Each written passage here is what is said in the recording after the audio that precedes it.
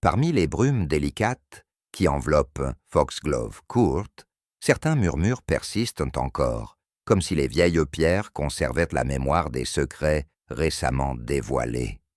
Avant de suivre leurs échos, permettez-moi une question. Depuis, où écoutez-vous cette histoire? Et quelle heure est-il chez vous? Dites-le-moi en commentaire, car chaque lieu, chaque moment, éclaire le mystère d'une nuance différente. Entrons dans le mystère. La brume s'étirait encore entre les arbres, lorsque la première silhouette du domaine emprunta l'allée gravillonnée. Habitué à la quiétude presque immuable des matinées à Foxglove Court. Pourtant, ce jour-là, quelque chose s'imposa aussitôt, au regard.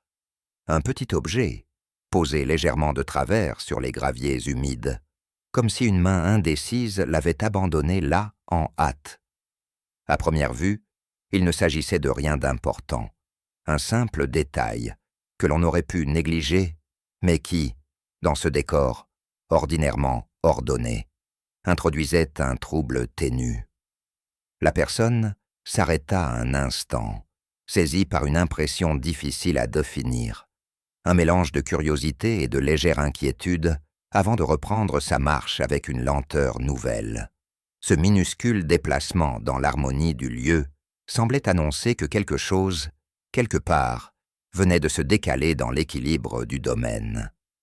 Lorsque la brume commença à se dissiper, révélant le jardin encore perlé de rosée, les premiers habitants croisés au village évoquèrent déjà, à voix basse, ce détail singulier qui aurait pu passer pour un caprice du hasard. Pourtant, l'objet trouvé dans l'allée avait éveillé en eux quelque chose de plus ancien. Cette propension des communautés paisibles à déceler, dans la moindre anomalie, un signe annonciateur. Chacun y ajoutait sa nuance, y projetait ses appréhensions, ou rappelait un souvenir lointain qui n'avait peut-être aucun lien, mais paraissait soudain pertinent. Les mots circulaient avec prudence, comme s'ils avaient conscience que l'incertitude qui les entourait ne demandait qu'à s'étendre. Dans cette ambiance feutrée, la curiosité se mêlait à un soupçon de crainte, une perception diffuse que ce dérèglement minime pourrait être le premier fil d'une trame plus vaste, encore invisible, mais prête à se resserrer autour du manoir. La rumeur, portée par les allées et venues du village, finit par franchir les portes de Foxglove Court, glissant entre les pièces avec la délicatesse d'un souffle. Ceux qui vivaient là accueillirent la nouvelle avec un calme apparent, mais un observateur attentif aurait perçu l'inflexion subtile de leurs attitudes. Une conversation interrompue trop tôt, un regard qui s'attarde sur une fenêtre, un geste un peu plus lent que d'ordinaire.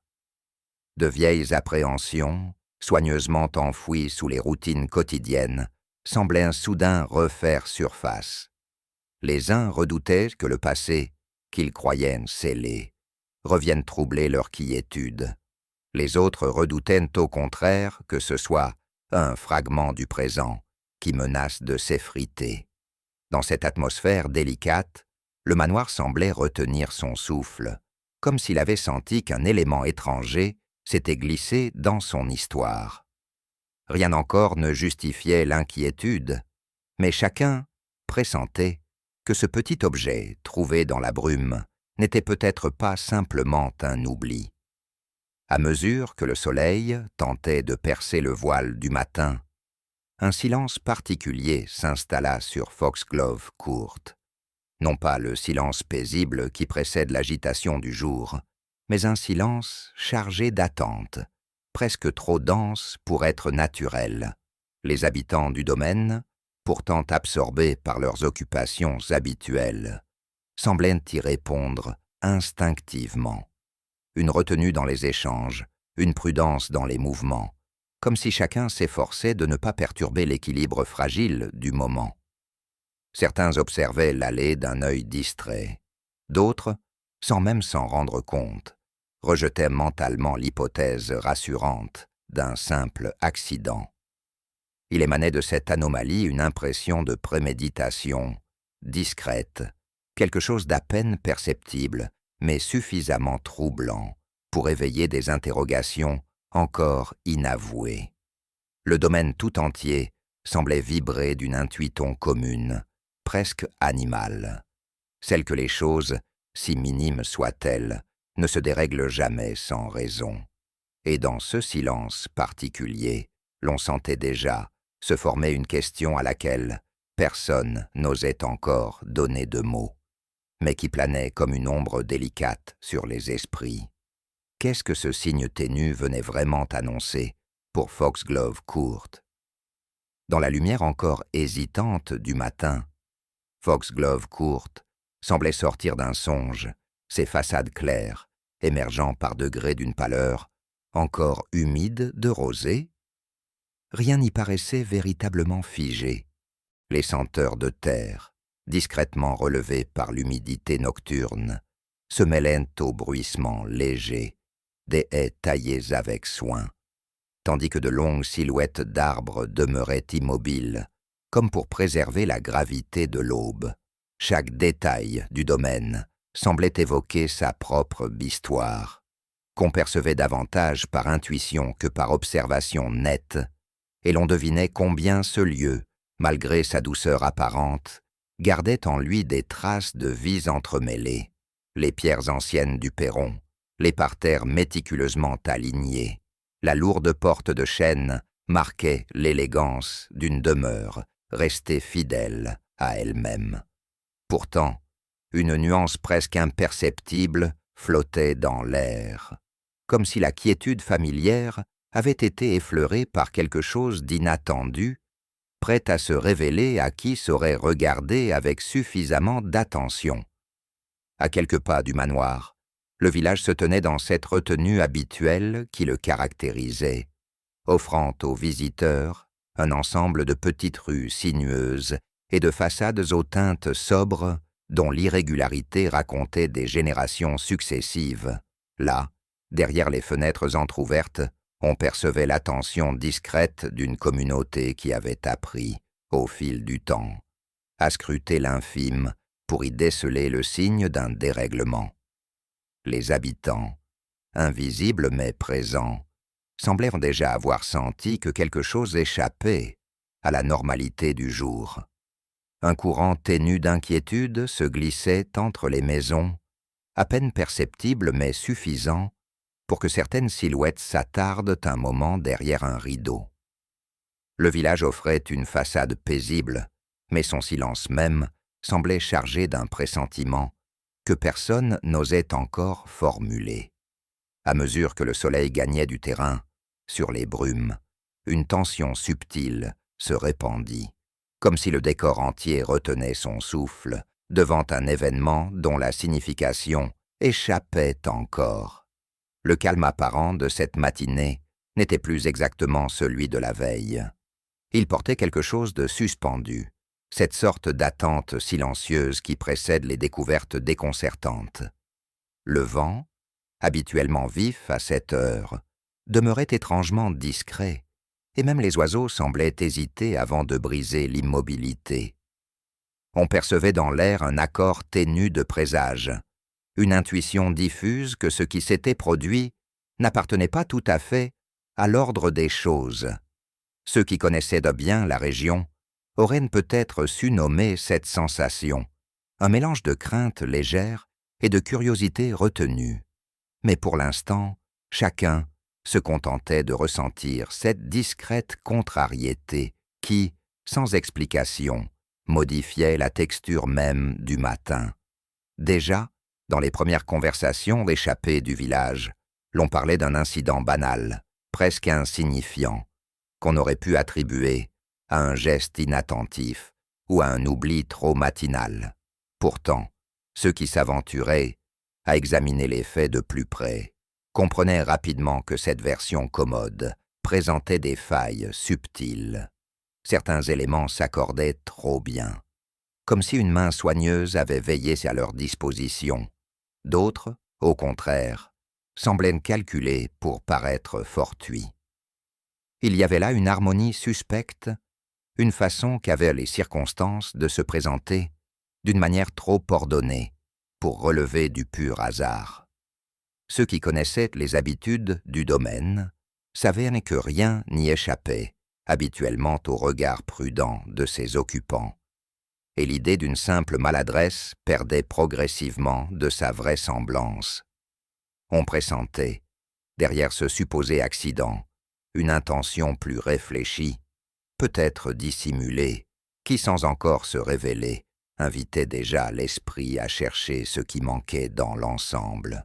À force d'observer les signes épars, l'impression se concrétisa qu'une volonté discrète avait orchestré l'événement, comme si l'on avait voulu laisser juste assez d'éléments pour susciter une interprétation précise, tout en maintenant une part de flou soigneusement entretenue. Les coïncidences devenaient trop nombreuses pour être acceptées comme telles, et l'ensemble formait un tableau dont la cohérence semblait calculée. L'esprit, tout en repoussant les conclusions hâtives, ne pouvait ignorer la finesse avec laquelle certains détails s'inscrivaient dans un même motif. Un sentiment d'inconfort léger, presque élégant dans sa subtilité, s'installait peu à peu. Cette mise en scène n'avait rien de théâtral, au contraire. Elle reposait sur la discrétion, sur une intelligence patiente, sur l'art délicat de détourner l'attention vers ce qui paraissait plausible. Foxglove Court, habituellement si stable dans ses habitudes, offrait désormais l'image d'un lieu où une main anonyme avait glissé une énigme silencieuse, assez habile pour passer inaperçue, mais suffisamment troublante pour éveiller ceux qui savaient reconnaître la fragilité des apparences. Dans le grand salon aux fenêtres hautes, où la lumière s'étirait en reflets doux sur les boiseries, les membres de la famille se tenaient avec cette élégance étudiée qui caractérise les anciennes lignées soucieuses de paraître irréprochables. Pourtant, derrière les sourires parfaitement dessinés, une tension diffuse circulait, perceptible dans la crispation d'un doigt, sur une tasse ou dans un regard un peu trop rapidement détourné. Les héritiers, chacun à leur manière, semblaient emporter le poids d'histoires anciennes qui affleuraient malgré eux, rappelant des rivalités jamais tout à fait dissipées. Il y avait là une sœur trop aimable, un cousin trop silencieux, un neveu attentif jusqu'à l'insistance, autant de nuances qui, pour un observateur patient, révélaient un tissu familial fragile. La moindre parole, la moindre allusion mesurée, trahissait des intérêts divergents que la bienséance seule parvenait encore à contenir dans un cadre poli. Dans les couloirs attenants, les domestiques se déplaçaient avec une discrétion presque chorégraphiée, maîtrisant cet art subtil de la présence, invisible, qui leur offrait une perspective unique sur la maisonnée. Leur aisance mesurée n'était pas seulement le fruit d'une habitude professionnelle, elle traduisait aussi une connaissance profonde des habitudes des habitants, de leurs humeurs et des infimes fluctuations qui annoncent une contrariété. Ils notaient, sans en dire mot, les frémissements émotionnels que les maîtres s'efforçaient de dissimuler sous leur politesse. Cela pouvait être la brève suspension d'un geste, une expression furtive qui traversait un visage, ou un échange de regards trop rapide pour être innocent. Leur rôle, en apparence effacé, leur permettait de comprendre bien davantage que ce que l'on imaginait. Et dans cette maison où l'équilibre social reposait sur un fil, leur perception silencieuse ajoutait une couche invisible mais essentielle à l'atmosphère singulière de Foxglove Court.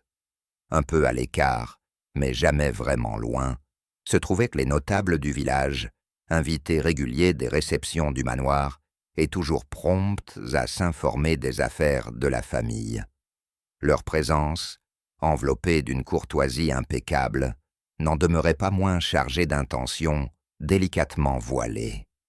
Ils jaugeaient d'un regard attentif les uns et les autres, évaluant avec une précision presque instinctive les alliances potentielles et les opportunités que pouvait offrir la moindre inflexion sociale. Leurs paroles, choisies avec un soin extrême, glissaient dans les conversations avec une apparente légèreté, mais chacun savait que derrière ces interventions se dissimulait souvent un calcul discret. Les ambitions n'étaient jamais affichées frontalement. Elles prenaient la forme d'un intérêt feutré pour les successions, d'une sollicitude trop appuyée pour certains membres de la famille, ou d'un silence qui pouvait signifier bien plus que des mots. Leur présence ajoutait une dimension supplémentaire à la tension ambiante, tissant un réseau d'intentions où chacun observait les autres en espérant ne pas être trop observé à son tour. Parmi les visiteurs et les membres réguliers du cercle familial, un invité se distinguait pourtant, non par son audace, mais par une réserve si prononcée qu'elle en devenait presque remarquable. On le voyait peu, et lorsqu'il apparaissait, c'était toujours avec une discrétion étudiée, comme s'il craignait que son nom ne soit mêlé à quelque affaire qu'il n'aurait pas souhaité évoquer. Son attitude, à première vue anodine, attirait cependant l'attention de ceux qui savent remarquer ce que les autres négligent. Sa manière d'éviter certains regards, de s'effacer lorsqu'une conversation touchait à un sujet sensible, ou de se montrer courtois jusqu'à l'excès, avait quelque chose d'artificiel. Sa présence semblait suspendue, entre le désir de passer inaperçu et celui de ne pas attirer la suspicion, ce qui, paradoxalement, éveillait davantage la curiosité. On aurait pu croire à un simple caractère timide, si sa prudence ne paraissait pas si calculée, et si ses absences prolongées ne suscitaient pas davantage d'interrogations que son comportement discret. À mesure que les interactions se multipliaient, un entrelac complexe de gestes retenus, de regards évités et de silences trop appuyés dessinait une trame invisible reliant chacun des protagonistes. On percevait dans l'air une tension patiente, faite de secrets plus anciens que les conversations en cours, et que personne ne souhaitait véritablement nommer.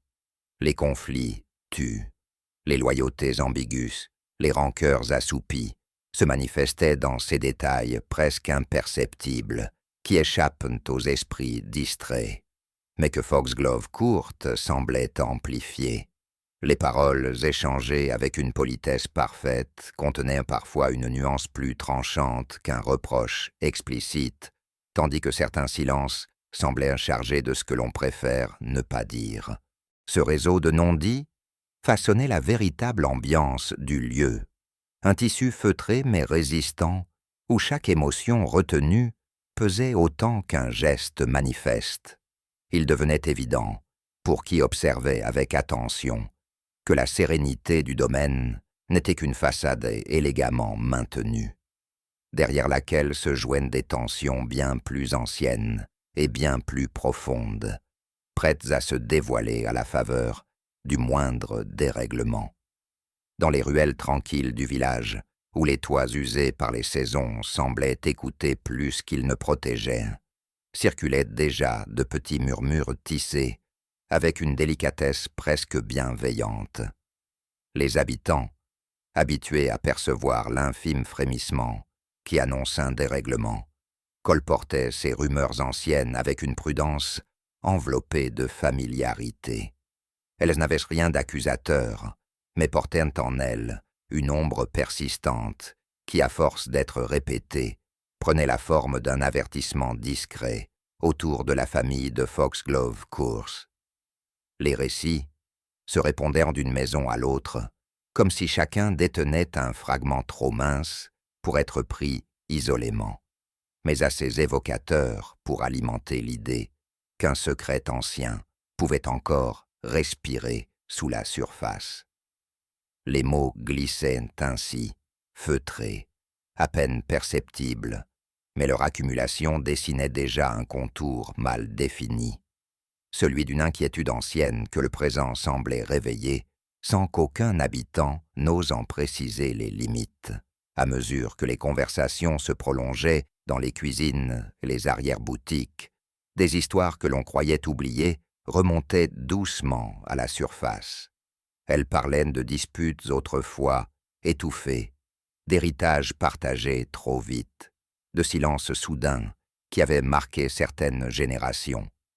Ces souvenirs enfouis possédèrent la texture des choses que l'on préfère couvrir d'un voile discret, parce qu'ils portent encore une émotion trop vive ou un malaise que le temps n'a pas entièrement dissipé. Pourtant, on les évoquait à demi-voix, avec cette hésitation particulière qui révèle qu'un passé tenace s'accroche obstinément au mur du domaine, refusant de se laisser dissoudre par la tranquillité apparente du présent. Ces récits, épars mais persistants, éclairaient d'un jour nouveau le climat actuel, comme si le passé, encore vibrante présence, tentait de participer à l'énigme qui se formait. Rien n'était dit ouvertement, mais les allusions répétées suffisaient à établir un lien subtil entre les événements du jour et d'anciens drames jamais vraiment refermés. Au fil des confidences échangées avec précaution, se dessinait la silhouette floue d'engagements financiers trop lourds, soigneusement tus par ceux qui en portaient la charge. On n'en parlait jamais directement, mais certains détournements de regard, certaines hésitations dans les réponses laissaient deviner qu'il existait, dans l'entourage de Foxglove Court, des dettes que l'on préférait ne pas évoquer. Elles pesaient, pourtant, silencieuses, sur les relations et les comportements. Un remerciement trop appuyé, une amabilité presque forcée, ou au contraire, une froideur que la bienséance rendait difficile à interpréter. Ceux qui connaissaient bien les habitudes de la famille comprenaient que certains arrangements avaient sans doute été conclus dans l'ombre, créant un réseau d'obligations dont nul ne souhaitait dévoiler l'étendue. Ce non-dit financier, encore plus délicat à manier que les histoires familiales, ajoutait une complexité supplémentaire à l'atmosphère du lieu, révélant que les apparences élégantes du domaine cachaient peut-être une fragilité bien plus profonde que ce que l'on imaginait. Au détour des conversations les plus anodines, surgissaient des allusions à d'anciennes passions, dissimulées avec tant de soin qu'elles semblaient encore brûlantes malgré les années. Il y avait eu, disait-on doucement, des liaisons contraires aux attentes familiales, des promesses interrompues par le devoir, ou des affections tenues secrètes pour préserver la réputation de quelques-uns. Ces amours contrariés tissaient un fil invisible entre plusieurs protagonistes du présent, donnant à leur comportement une coloration plus fragile qu'il ne paraissait d'abord. Une gêne passagère, un sourire trop rapidement effacé, un retrait soudain lors d'une évocation maladroite révélaient une sensibilité encore vive. Ces émotions, enfouies mais tenaces, influençaient plus qu'on ne l'aurait cru la manière dont chacun percevait les événements actuels. Elles ajoutaient à l'atmosphère un mélange subtil de regret et de retenue, rappelant que derrière les apparences polies se cachent souvent des blessures discrètes que le temps n'a pas tout à fait guéries. Au fil de ces confidences fragmentées, il devenait évident que les vieilles histoires n'avaient jamais réellement disparu. Elles s'étaient simplement assoupies, prêtes à se réveiller à la moindre perturbation, les petites omissions, les regards troublés et les récits hésitants en révélèrent davantage que les paroles elles-mêmes et dessinaient un passé s'invitant avec insistance dans le présent. Certains semblaient vouloir détourner la conversation chaque fois que l'on approchait d'un souvenir trop précis, tandis que d'autres, malgré eux, Les scènes filtraient une émotion discrète qui suggérait qu'il redoutait ce que pourrait signifier la résurgence de ces faits anciens. Les gestes, les attitudes, les silences composaient un tableau où rien n'était anodin. Le passé, plutôt que de s'effacer, s'entremêlait au jour en cours, influençant chaque réaction, chaque interprétation. Ainsi, dans ce réseau délicat de souvenirs et de secrets, l'énigme semblait prendre une profondeur nouvelle, comme si ce qui venait de se produire n'était qu'un écho d'événements bien plus anciens, jamais vraiment résolus, à mesure que l'on parcourait les pièces familières de Foxglove Court. Un trouble ténu se glissait dans l'esprit de ceux qui savaient reconnaître l'ordre naturel des choses. Un livre légèrement décentré sur une table pourtant impeccablement rangée. Un coussin retourné, comme par distraction, une clé abandonnée hors de son crochet habituel. Autant de signes infimes qui auraient pu être négligés si leur accumulation n'avait pas semblé trahir une intervention discrète. Ces détails, qui ne dérangeaient en rien le confort matériel du lieu, importunaient pourtant par la manière subtile dont ils rompaient l'harmonie ordinaire. Personne n'en parlait ouvertement, chacun préférant croire à une inattention passagère ou à un geste distrait, mais l'esprit, même malgré lui, s'attardait sur ces menus déplacements. Il paraissait annoncer une présence plus attentive qu'on ne voulait l'admettre, une présence capable de manipuler l'environnement sans laisser derrière elle autre chose qu'une sensation à peine formulée d'inconfort. En poursuivant l'examen des alentours, une autre série de signes, plus ténus encore, attira l'attention. De légères empreintes dans le gravier, presque effacées, comme si leur auteur avait pris soin de ne laisser qu'un souffle de passage, ou de fines marques dans les couloirs, trop régulières pour être ignorées. Leur apparence suggérait une présence qui ne souhaitait ni se cacher tout à fait, ni se révéler pleinement. Une présence qui semblait jouer avec le seuil exact du perceptible. Certains habitants, habitués au calme millimétré du domaine, en éprouvaient une gêne sincère, sentant confusément que les lieux ne devraient pas porter ce genre de traces sans qu'une raison claire puisse les expliquer. Ces indices minuscules, que l'on aurait pu balayer d'un geste, prenaient pourtant un sens particulier dans un environnement où tout est habituellement ordonné.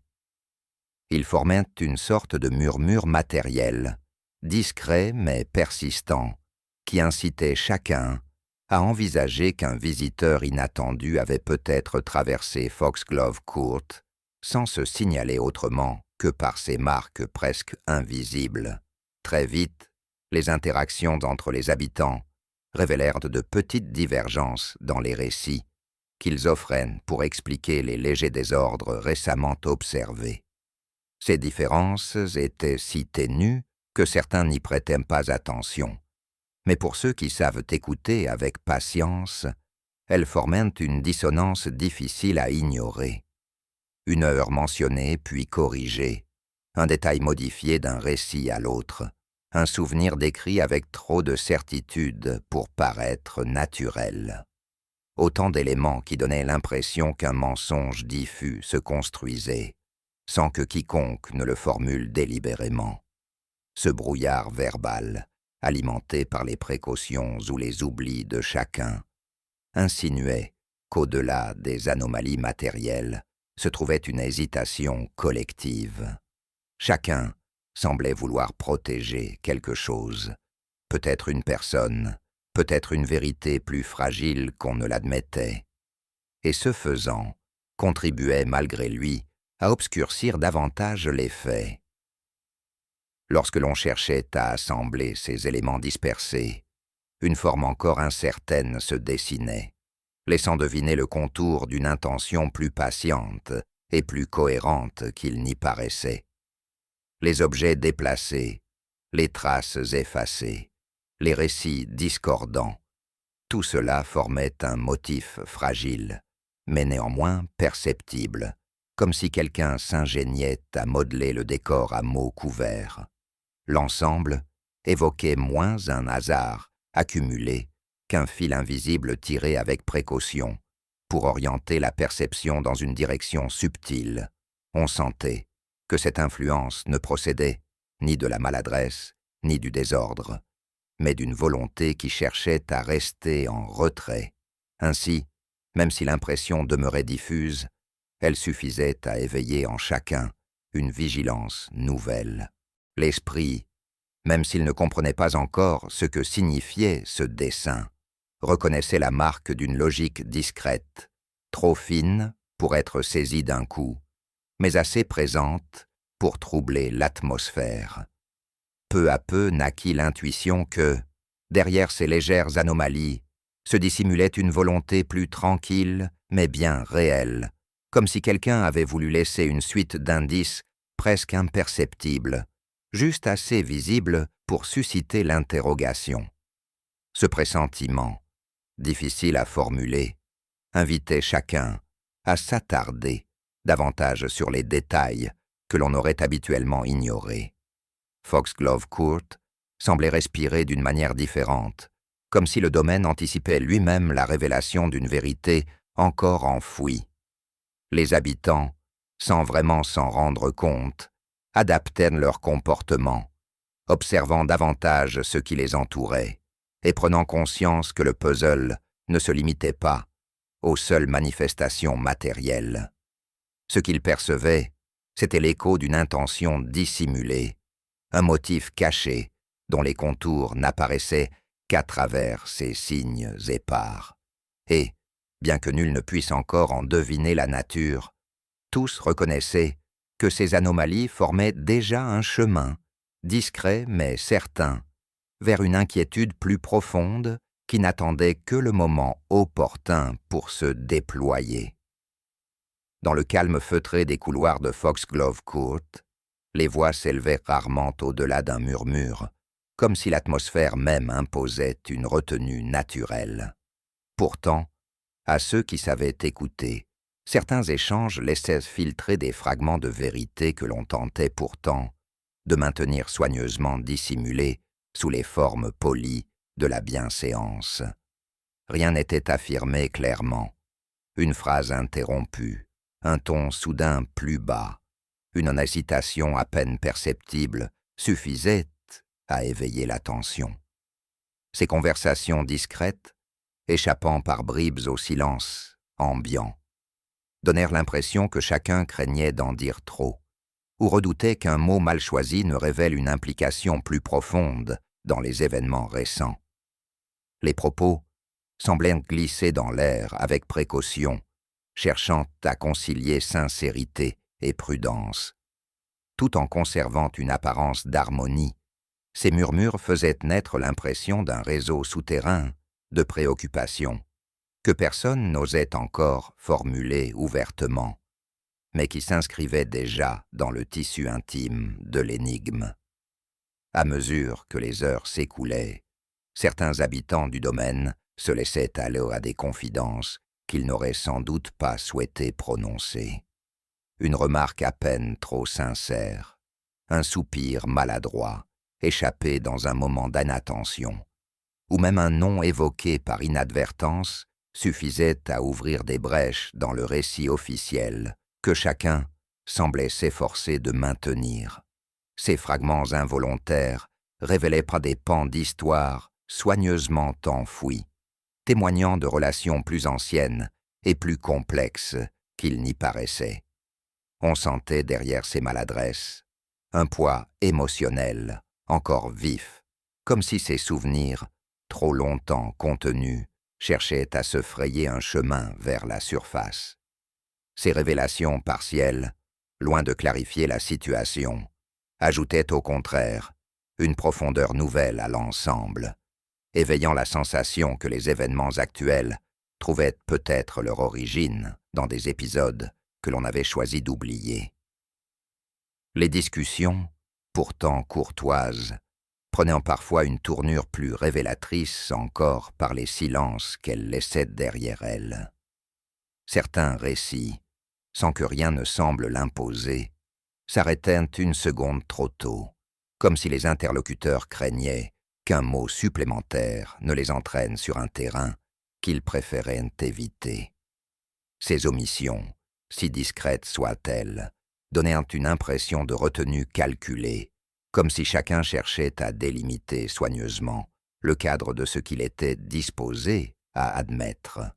De ces interruptions naissait une sensation d'inachevé, un espace vacant que l'esprit s'empressait de combler par ses propres hypothèses.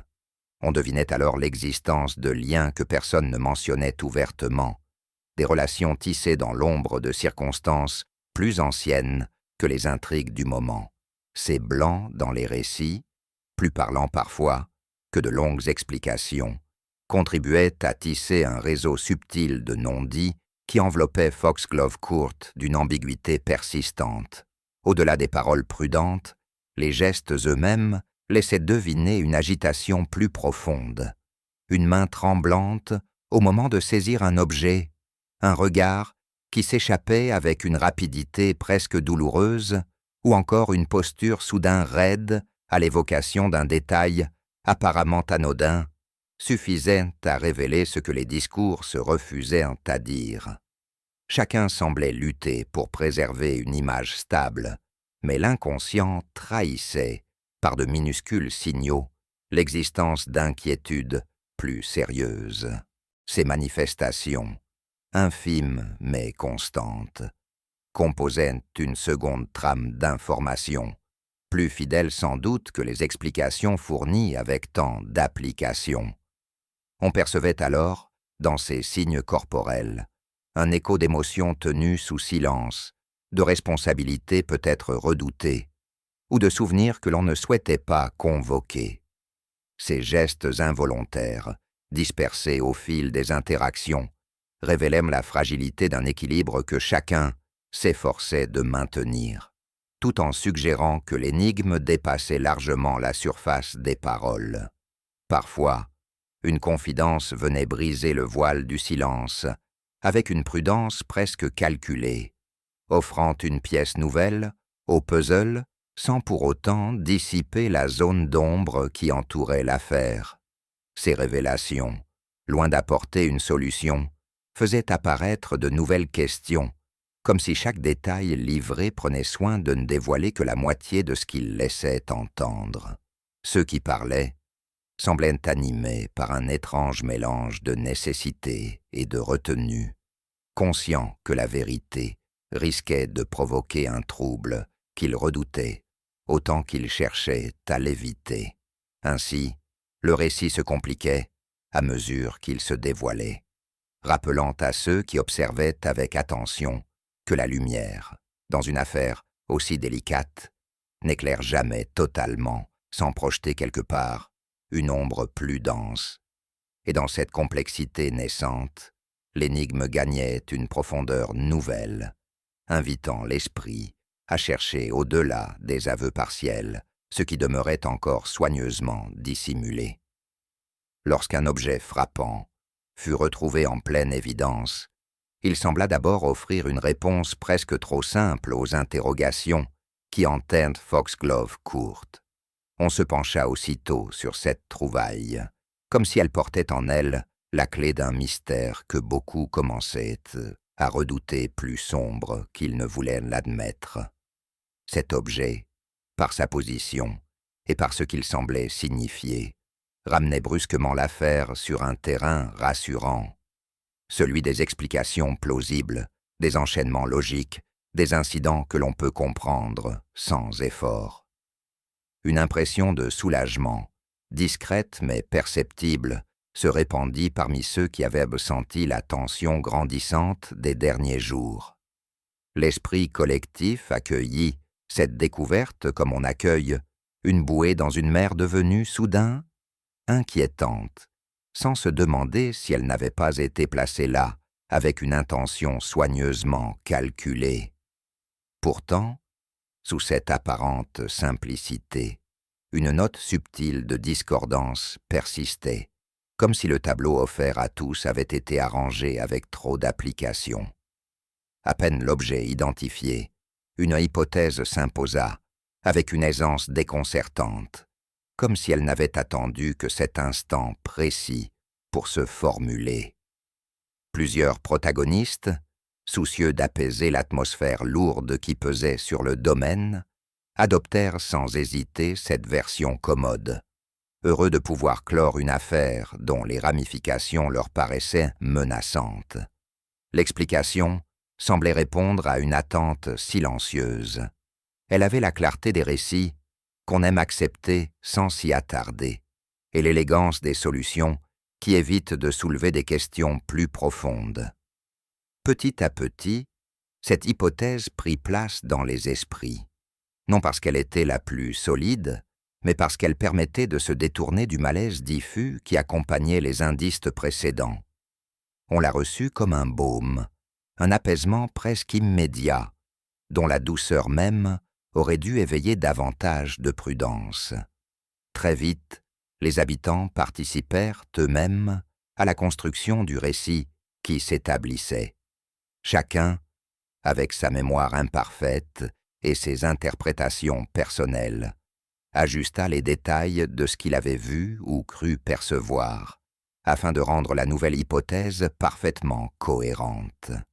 Une phrase oubliée, un geste interprété différemment, un souvenir soudain plus précis qu'il ne l'avait été la veille. Les témoignages s'adaptaient presque inconsciemment à la version dominante, comme si l'esprit cherchait avant tout à harmoniser le présent plutôt qu'à questionner le passé. Ce phénomène, discret mais puissant, créa une impression de consensus qui fit taire les doutes encore flottants. Foxglove Court, si souvent traversé de murmures contradictoires, se mit à parler d'une seule voix. Pourtant, derrière cette unité de façade, se dessinait la trace d'une cohérence trop parfaite, le genre d'accord qui, paradoxalement, laisse deviner un effort collectif plutôt qu'une vérité spontanée. À mesure que le récit gagnait en consistance, les comportements eux-mêmes commencèrent à refléter cette certitude nouvelle. Certains visages se détendirent, comme soulagés d'être enfin débarrassés d'une inquiétude trop pesante, tandis que d'autres, plus réservés, se conformaient néanmoins à l'idée qu'il fallait désormais considérer l'affaire résolue. Les gestes se faisaient plus assurés. Les échanges reprenaient leur cadence coutumière, et les paroles, soigneusement choisies, se voulaient définitives. Personne ne semblait désireux de questionner l'évidence, peut-être par crainte de réveiller les suspicions qui, quelques heures auparavant, circulaient encore librement entre les murs du domaine. Une forme d'accord tacite s'établit, nourrie par le besoin de retrouver un quotidien sans trouble. Dans cette atmosphère apparente de soulagement, la fausse piste se renforça d'elle-même, validée par les attitudes de ceux qui, sans le vouloir, contribuaient à en consolider les fondations. L'illusion prenait ainsi une profondeur nouvelle, presque confortable, à la manière de ces vérités superficielles dont on se contente volontiers. Cependant, pour un observateur attentif, la concordance trop parfaite des éléments ajoutait une note de méfiance difficile à ignorer. L'ensemble semblait avoir été disposé avec une telle précision que l'idée d'un hasard perdait sa crédibilité. La découverte initiale, l'hypothèse séduisante, l'adhésion collective, puis le retour au calme formaient une suite presque trop harmonieuse pour être le fruit d'événements naturels. On aurait dit qu'une main subtile, discrète mais déterminée, avait guidé les perceptions au moment opportun, laissant à chacun l'illusion de tirer ses propres conclusions. Ce mensonge, s'il en était un, possédait cette élégance rare des tromperies soigneusement élaborées. Il ne forçait rien, ne brusquait aucune conscience, mais se contentait d'accompagner l'esprit dans une direction souhaitée. Et bien que personne n'osât le formuler, certains pressentaient déjà que cette piste trop commode pourrait n'être qu'un détour savamment dressé pour masquer une vérité plus complexe, encore tapie sous la surface tranquille de Foxglove Court. Dans le salon où l'on s'efforçait de maintenir une harmonie irréprochable, chaque parole semblait soigneusement pesée, comme si la moindre inflexion risquait de révéler davantage qu'on ne le souhaitait. Sous les politesses parfaitement exécutées, on percevait des tensions légères, perceptibles seulement à celui qui sait observer la manière dont une voix se resserre, ou dont un sourire se fige un instant trop tôt. Plusieurs protagonistes, désireux de préserver l'image qu'ils avaient patiemment construite au fil des années, redoublèrent de courtoisie jusqu'à donner à leurs échanges un éclat presque artificiel. Pourtant, l'attention sincère, accordée aux détails, trahissait une nervosité latente. Une main quittant l'accoudoir, plus brusquement qu'à l'ordinaire, un regard qui s'attarde trop longtemps sur une personne en particulier. Ce jeu maîtrisé des apparences, si délicatement orchestré, témoignait d'une fragilité croissante que chacun s'efforçait de dissimuler derrière les formes convenues de la bonne société. Les conversations prenaient parfois une tournure plus subtile encore lorsque surgissaient, sans en avoir l'air, des allusions à des droits futurs ou à des décisions qui ne seraient aux prises qu'en temps voulu. Ces remarques glissées avec soin faisaient naître de légers frémissements dans l'attitude de certains membres de la famille, révélant des inquiétudes profondes face à la répartition des biens. Il semblait que chacun pesait, avec une précision presque anxieuse, la place qui pourrait lui être accordée dans l'avenir du domaine, et la manière dont les événements récents risquaient de faire vaciller l'ordre pressenti. Ainsi, derrière les paroles apparemment anodines, se cachait une impatience difficile à masquer, empreinte d'un désir de préserver les privilèges espérés. Ce ballet d'allusions retenues formait un équilibre précaire, où chaque mot pouvait renforcer ou fragiliser les attentes silencieuses qui traversèrent la pièce. Dans un cercle social où le jugement ne s'exprime jamais directement, mais se fait pourtant pesant, le moindre geste semblait avoir acquis une importance nouvelle. Chacun, conscient d'être observé avec l'attention discrète propre aux petites communautés, veillait à ne laisser transparaître aucune faiblesse. Les attitudes se faisaient plus calculées, presque trop maîtrisées, comme si l'idée même d'un mot mal placé risquait de ternir une réputation soigneusement bâtie. On percevait alors une forme de vigilance constante, un effort silencieux pour maintenir une image irréprochable malgré les pressions qui s'accumulaient. Les sourires se succédaient avec élégance, mais l'observateur attentif reconnaissait dans ces jeux de façade l'expression d'une crainte plus profonde, celle de se retrouver exposé à des soupçons que nul ne formulait, mais que tout le monde redoutait de voir naître. Au fil des heures, certains rapprochements inattendus commencèrent à se dessiner, presque trop cordiaux pour n'être que des marques de courtoisie. Ces amitiés soudaines semblaient s'ajuster aux opportunités du moment, comme si chacun cherchait, derrière un sourire aimable, à évaluer l'avantage qu'il pourrait tirer d'un soutien bien placé.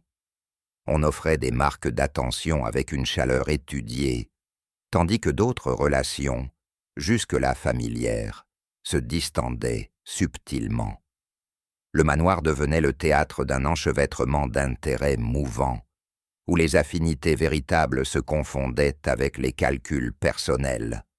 Cette agitation feutrée révélait que, sous la surface des convenances, se jouait une dynamique plus pragmatique, nourrie par les incertitudes qui entouraient l'avenir de Foxglove Court.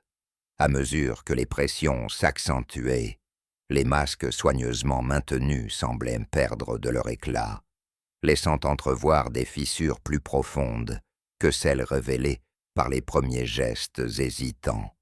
Les convenances, qui d'ordinaire suffisaient à protéger chacun des regards trop intrusifs, ne parvenaient plus à dissimuler les rivalités anciennes et les blessures encore vives.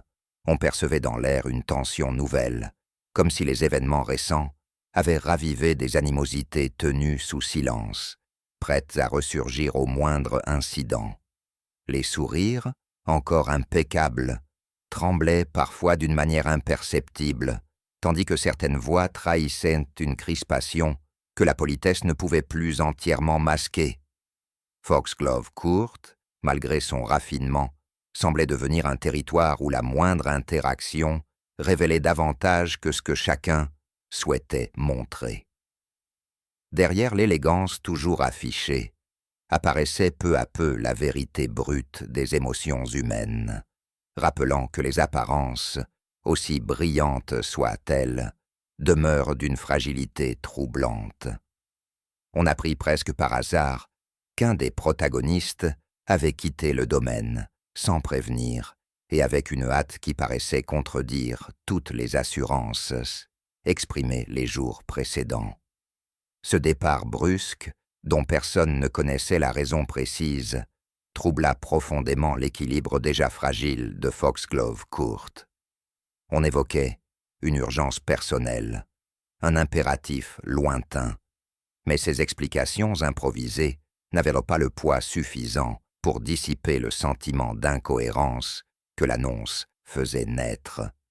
La décision semblait trop abrupte, trop détachée du ton mesuré dont cette personne avait usé jusque-là, comme si quelque chose avait précipité son départ au-delà des convenances habituelles.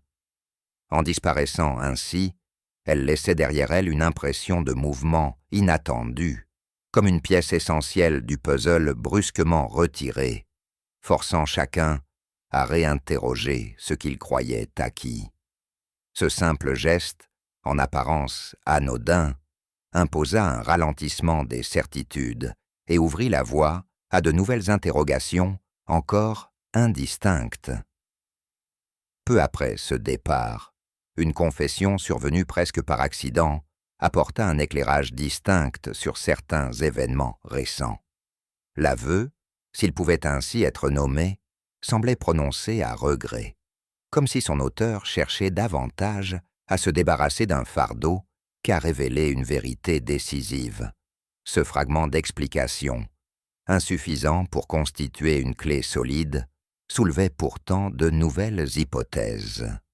Certains détails, précédemment relégués au rang des coïncidences, semblaient maintenant chargés d'une intention plus ambiguë. Cette demi-révélation, loin de clore une piste, donnait l'impression d'avoir été offerte pour détourner subtilement l'attention, ou pour masquer une préoccupation plus profonde que l'intéressé se refusait à exprimer.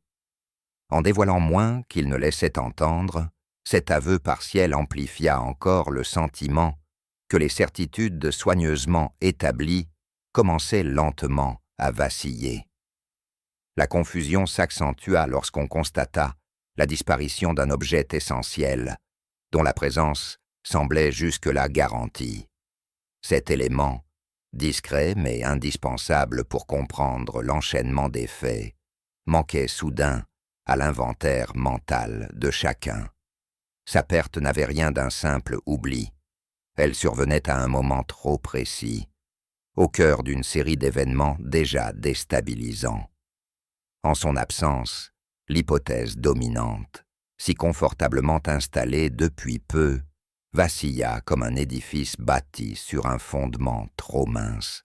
On comprit alors que la cohérence admise précédemment reposait peut-être sur des détails trompeurs ou sur des impressions arrangées. La disparition de cet objet, loin d'apporter une réponse, ouvrait un champ de possibilités plus vaste encore, obligeant chacun à réévaluer ce qu'il croyait solide et à envisager que la vérité ne résidait pas dans la piste qui paraissait la plus évidente. Ce vide soudain, à lui seul, suffisait à remettre en question le récit soigneusement tissé par la maison entière. Dans les couloirs et les pièces où se croisaient encore les résidents de Foxglove Court, certaines attitudes prirent un relief inattendu à la lumière de ces événements successifs. Des regards autrefois anodins semblaient désormais chargés d'un sens nouveau, comme si leur intention profonde avait été mal interprétée ou volontairement dissimulée. Une retenue jugée auparavant naturelle pouvait se lire comme une tentative d'évitement. Un silence prolongé apparaissait soudain comme une précaution soigneusement calculée. Les gestes, lorsqu'on les considérait à rebours, se parèrent d'une nuance d'ambiguïté qui les rendait difficiles à ignorer. Cette relecture du comportement de chacun, influencée par les incidents du moment, dévoilait des soupçons que l'on avait longtemps contenus. Elle révélait aussi combien les apparences, si bien maîtrisées jusqu'alors, pouvaient se fissurer dès lors que le regard se posait sur elles avec une attention renouvelée. L'enchaînement du départ soudain, de la demi-confession et de la disparition de l'objet fit basculer le récit vers une orientation inattendue, comme si les pièces du jeu avaient été déplacées par une main invisible. Ce nouvel agencement des faits offrait une lecture différente, plus complexe, de l'énigme en cours. Les indices auxquels on accordait autrefois une importance marginale semblaient maintenant s'inscrire dans une dynamique plus profonde, tandis que d'autres, considérés comme cruciaux, perdaient brusquement leur éclat. Une forme de désordre maîtrisé s'installa dans les esprits, rappelant que le mystère, loin d'être contenu par les premières hypothèses, se déployait avec une ampleur insoupçonnée. Dans ce changement imperceptible mais décisif, Foxglove Court paraissait entrer dans une phase nouvelle, où les certitudes ne pouvaient plus être invoquées et où chaque détail devait être réexaminé sous un angle différent, révélant la nature mouvante et toujours plus intrigante de l'affaire. Miss Marple, avec cette douceur, presque effacée, qui la caractérisait, semblait ne faire que s'attarder aimablement dans les salons et les couloirs, observant les objets et les personnes, avec une attention tranquille qui ne suscitait jamais la moindre méfiance. Pourtant, c'est dans ces instants où tout le monde pensait qu'elle ne faisait que rêvasser, qu'elle relevait une série de signes discrets que chacun avait jugés insignifiants.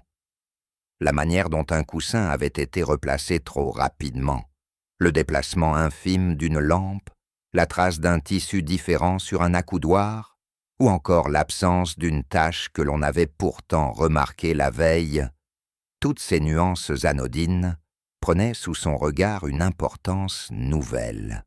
Elle les consignait mentalement, comme on aligne les pièces d'un puzzle que l'on n'a pas encore retourné. Ces petits riens portaient pour elle la marque d'interventions successives, précautionneuses, parfois même anxieuses. Là où d'autres auraient évoqué des maladresses ou des coïncidences, elle percevait une intention discrète, presque furtive, qui trahissait plus qu'elle ne cachait.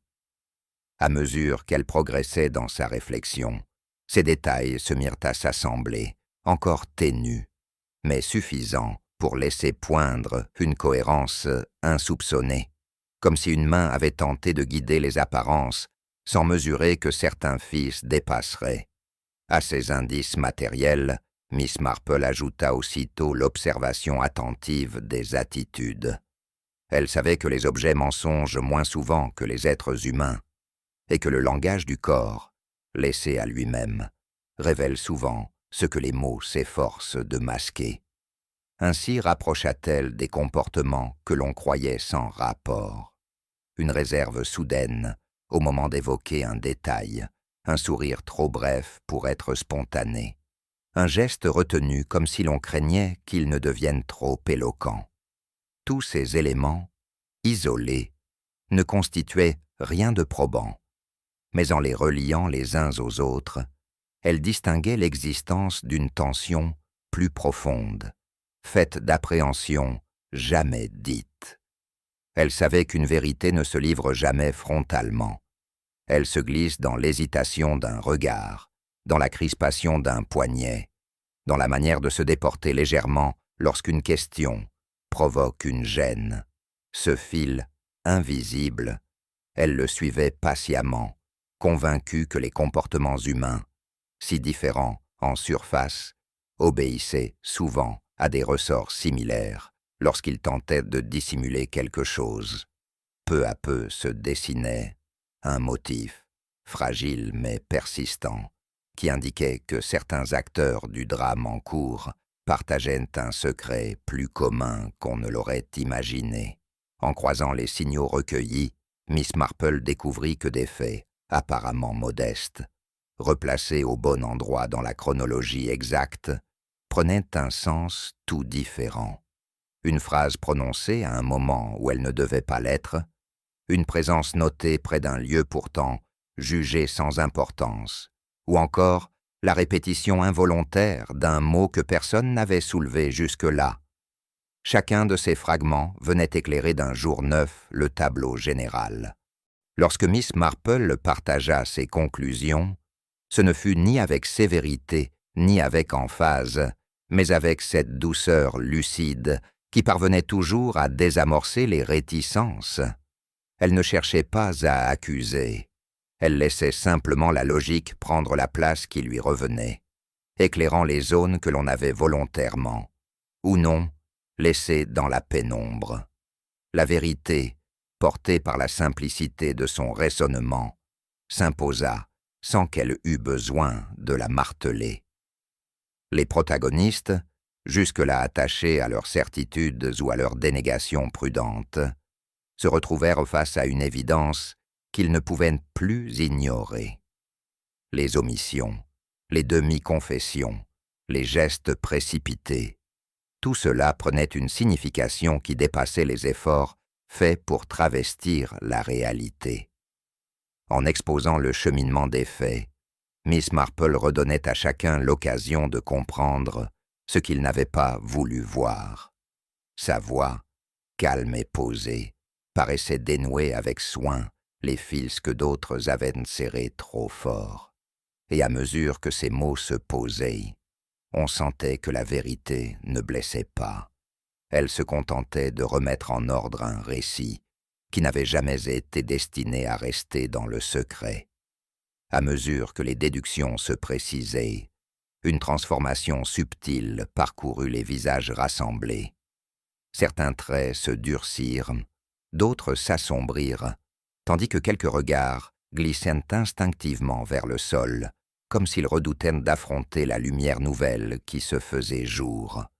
Ce n'était pas la révélation elle-même qui provoquait ces perturbations, mais la manière dont elle atteignait des zones intimes que l'on avait tenté de préserver. Les masques, si patiemment entretenus, ne résistèrent pas à la justesse tranquille des explications. Ceux qui s'étaient crus à l'abri derrière une façade de dignité sentirent soudain le poids des gestes qu'ils avaient minimisés. D'autres, dont les motivations étaient mues par la peur ou par un attachement maladroit, se virent contraints d'admettre que leur comportement, malgré son apparence innocente, avait contribué à alimenter la confusion. Miss Marple n'insista jamais. Elle se contenta d'observer, laissant chacun mesurer la portée de ses propres actes. Dans ce silence fragile, les émotions longtemps contenues affleurèrent, non dans un éclat dramatique, mais dans cette retenue douloureuse qui accompagne les vérités que l'on ne peut plus repousser. Ainsi tombèrent les masques, non par contrainte, mais par la force tranquille d'une logique incontestable. La découverte de la vérité, loin de provoquer des réactions bruyantes, plongea l'assemblée dans un recueillement tendu. La logique exposée par Miss Marple ne se contentait pas de désigner des faits. Elle confrontait chacun à ses choix passés, à ses omissions volontaires, à ces petites compromissions que l'on croit anodines tant qu'elles demeurent dans l'ombre.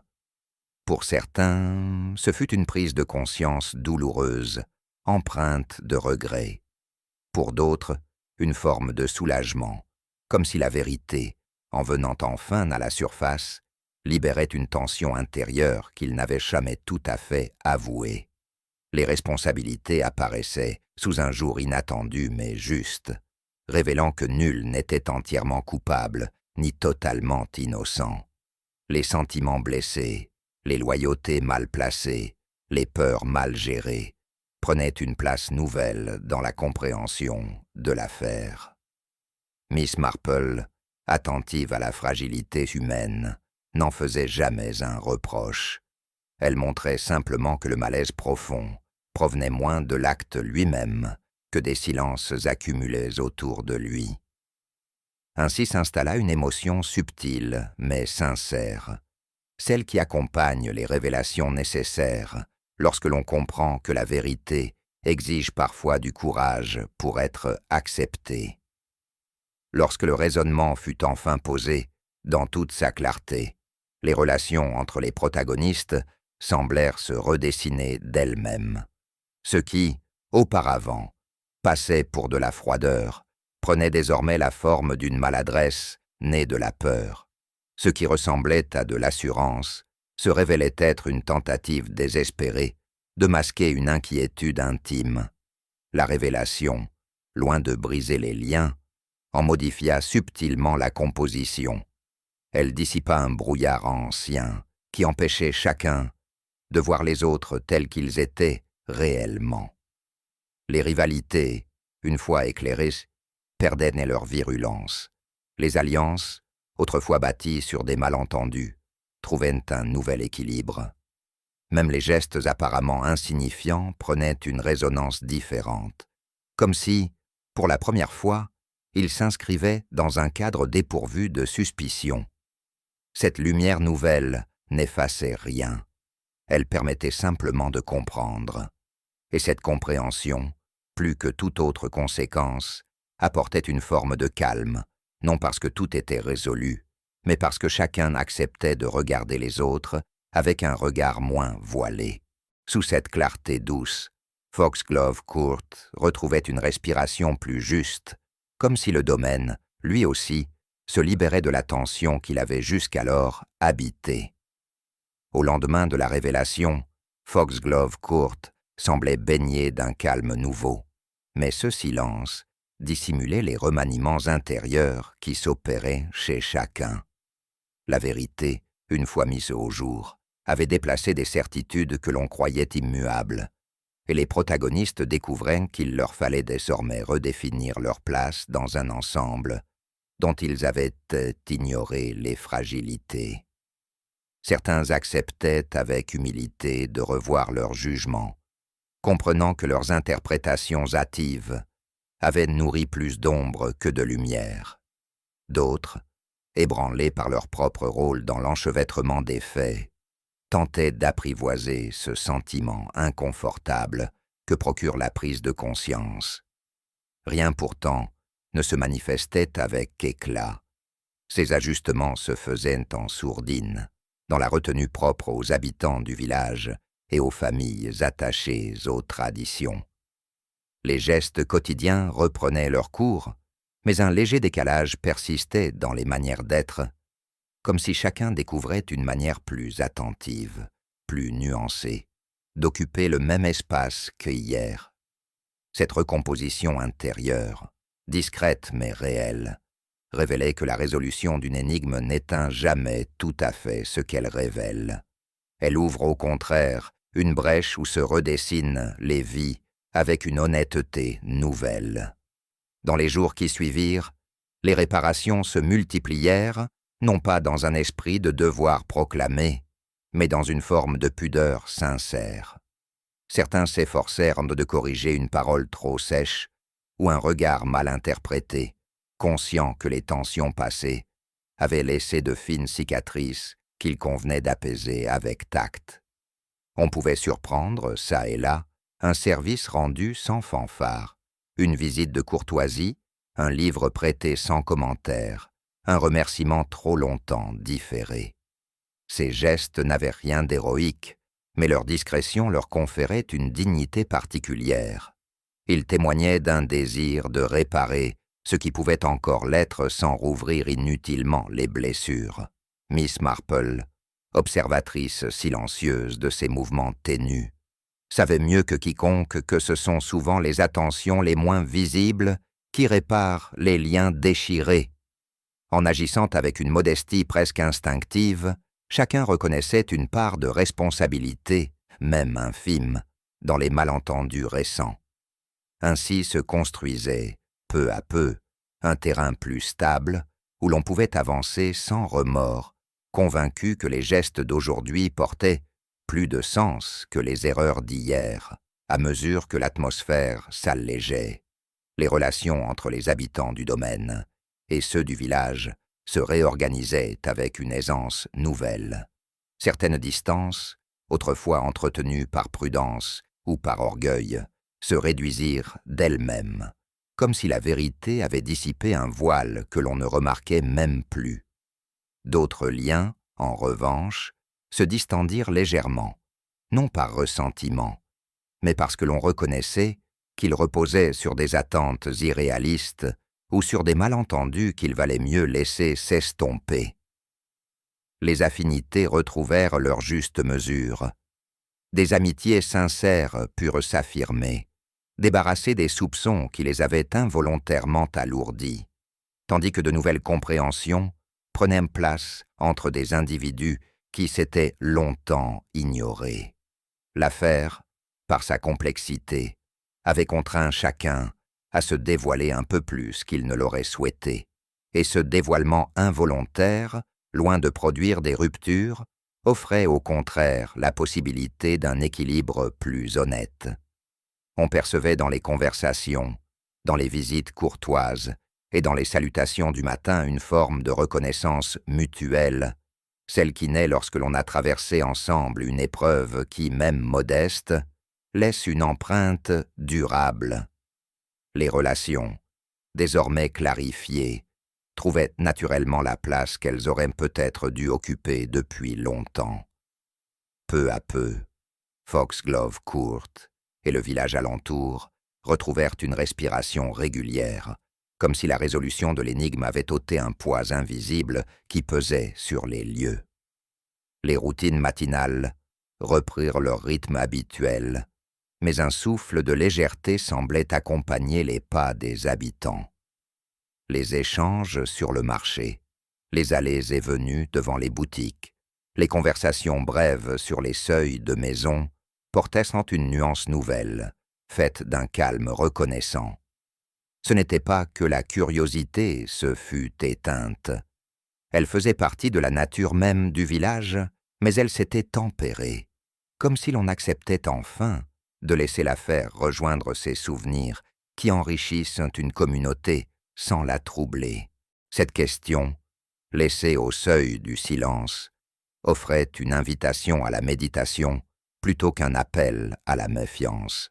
Elle rappelait que les apparences restent fragiles, que les gestes les plus simples peuvent être lourds de sens, et que les vérités, même lorsqu'elles sont révélées, continuent parfois à vivre en filigrane.